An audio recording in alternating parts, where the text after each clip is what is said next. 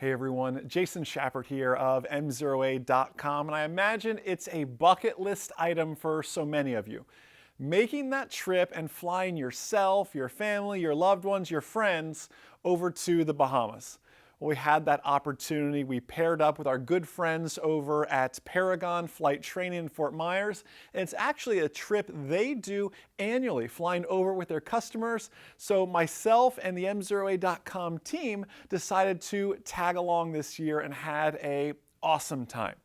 But you know, flying to the Bahamas really starts days, weeks, in some cases months in advance to get all the paperwork you need together. Not only your paperwork for you personally, but what about the paperwork and the decals you need for your aircraft? So bringing over 2 aircraft, that's really what Matt was in charge of getting the customs decals and getting the radio certificates and getting everything done from a paperwork standpoint, so we're able to fly over and just have smooth transitions through the customs in the Bahamas and through customs back here in the States. It's come a long way from back when I used to do it many years ago. Now everything's all electronic through a system called EAPIS. And AOPA actually has a wonderful checklist. I include the link underneath this video as well. Just making sure we have all that paperwork done. Making sure we have some cash on hand as well for those various fees we're going to encounter as we're flying over. Now,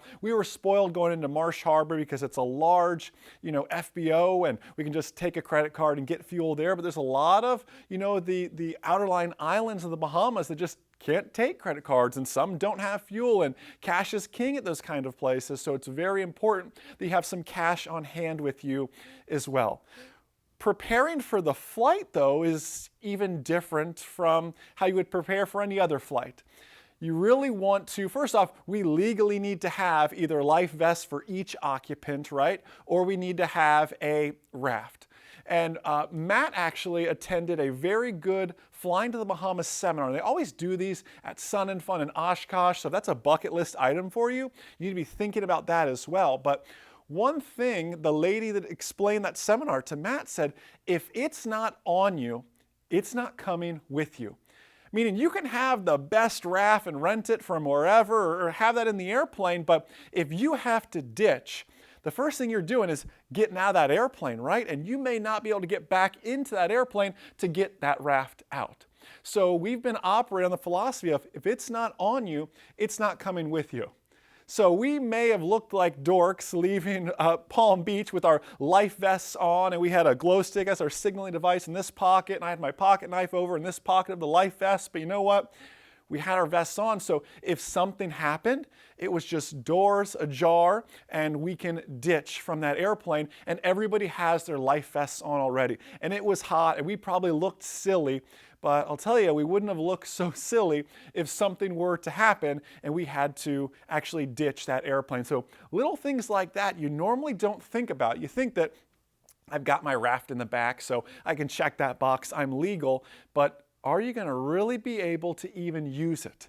Something else to really think about that, because there's a good point of where there's a point of no return on that flight. And the reason we went to West Palm Beach, if you look on the sectional chart, from West Palm Beach to Marsh Harbor, we're heading essentially due east. And we really parallel Grand Bahama Island. So once we get past this one small point of no return climbing out of West Palm Beach, and even so, I was a little spoiled in the twin that had a better climb rate than Matt did, but one thing Matt did leaving the 172 is he just asked Palm Beach Approach, hey, can I just circle above the coast and kind of climb up to gain some altitude and then proceed over, making that point of no return a little bit smaller than it was going to be if he just continued straight on across. In the twin, we were able to climb a little bit faster, and you have the redundancy of another inch, which makes it nicer.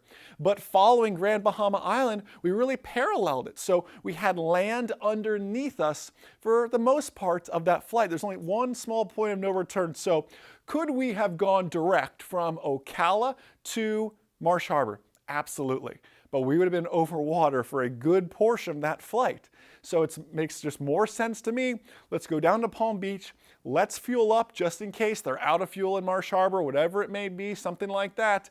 And then we continue on across from there and just minimizing our time over water.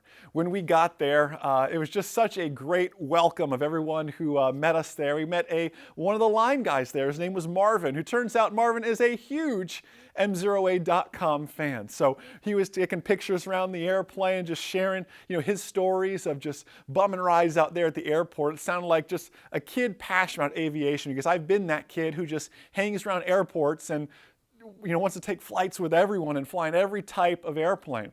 Well, Marvin had flown in a lot of different types of airplanes and spent a lot of time on his simulator at home, but never flown with a flight instructor, and was able to log that first flight. So we went back out, and there'll be a video of this to follow here soon too, giving Marvin his first flight lesson too. Again, always you have to find fun ways to give back to aviation. So that video will be coming out soon for you guys to check out as well. We don't fly to the Bahamas just to fly to the Bahamas. We go there to fish, to boat, to eat, to spend time with our family, our friends, and our team here at MzeroA.com. We went out boating with Jeff Wolf, who you remember from our movie, Flying Again. He's the chief flight instructor there at Paragon. He was our boat captain.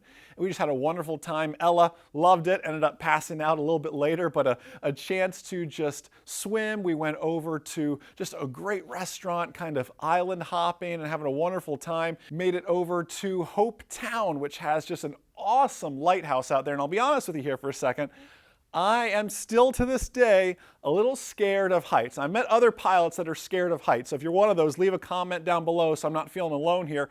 I actually started flying to kind of help overcome that fear of heights as well. I don't get nervous in an airplane, but you'd take me up on a lighthouse built in the 1800s, you get a little uneasy, especially when your 2-year-old is itching to go to the top of it because she has absolutely no fears at all. So Dad was the one who was a little bit nervous, but to see Hope Town, to see all the islands, to see the blue water from that vantage point was just awesome. So I encourage you, I challenge you to add going to the Bahamas as a bucket list item for you.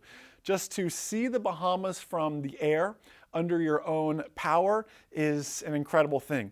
Don't let the paperwork intimidate you. Don't let that little bit of blue water intimidate you. You are the only one that knows you're over water. That engine is just going to keep on running. It doesn't know it's over water, it's over land, it doesn't matter. You, the pilot, you're the only one that knows that. Be prepared for it though, all the same. Again, that checklist is down below this video if you guys want to check that out as well, or in the video description so you can see that. I encourage you to add the Bahamas to your bucket list items.